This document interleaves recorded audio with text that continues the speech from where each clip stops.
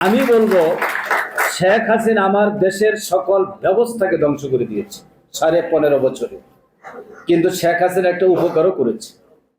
Doctor Mahmudur রহমানকে doctor হওয়ার সুযোগ করে দিয়েছে। সুতরাং মাহমুদুর রহমান ইতিহাসের একজন সাক্ষী, ফেসিবাদের বিরুদ্ধে আপোষহীন এক যোদ্ধা। আবুল আসাদ সাহেব বলছেন যে আমরা কিছু বাড়িয়ে বলি, আমার মনে হয় নিঃসন্দেহে এটা হয় অনেক ক্ষেত্রে, কিন্তু এখানে আমরা যা বলছি বরং অনেক কিছু কমিয়ে বলা হচ্ছে। কারণ যিনি আদালত থেকে আদালত, জেল থেকে জেল, আমি যদি তার কথা না বলি তাহলে আরেকটি জুলুম করা হবে তার উপর।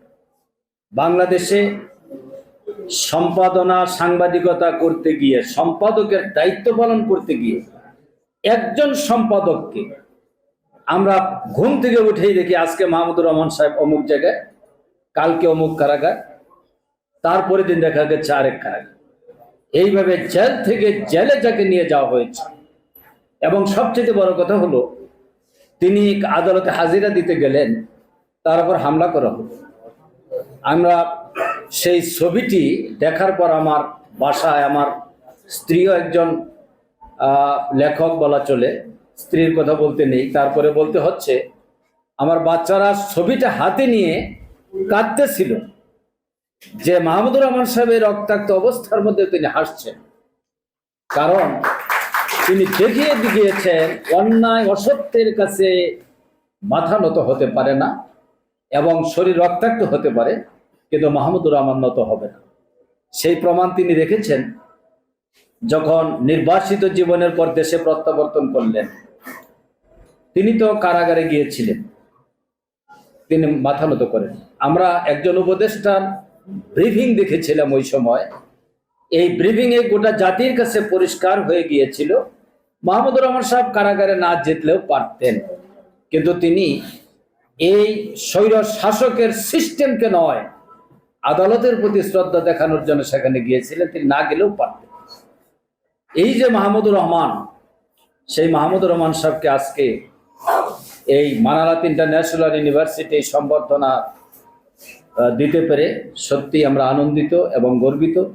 আমি বোর্ড অফ ট্রাস্টিদের পক্ষ থেকে ওনার প্রতি আন্তরিক কৃতজ্ঞতা এবং ধন্যবাদ জানাই। তার সুস্বাস্থ্য কামনা করি। আমার দেশ পত্রিকা 22শে ডিসেম্বর থেকে তার পুনর্যাত্রা শুরু করেছে।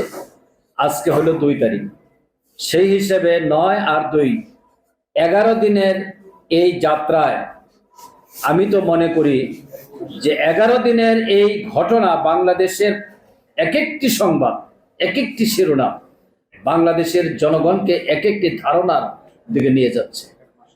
এবং তিনি ইনশাল্লাহ 1 মাসের ব্যবধানে আশা করি এই ধারার মাধ্যমে উনি যে আধিপত্যবাদ বিরোধী আন্দোলনের সূচনা করেছেন, সেই আন্দোলনে গোটা জাতি ঐক্যবদ্ধ হবে এবং আমাদের দেশের স্বাধীনতা এবং সার্বভৌমত্ব রক্ষার জন্য গোটা জাতি একমুখী হবে ইনশাআল্লাহ।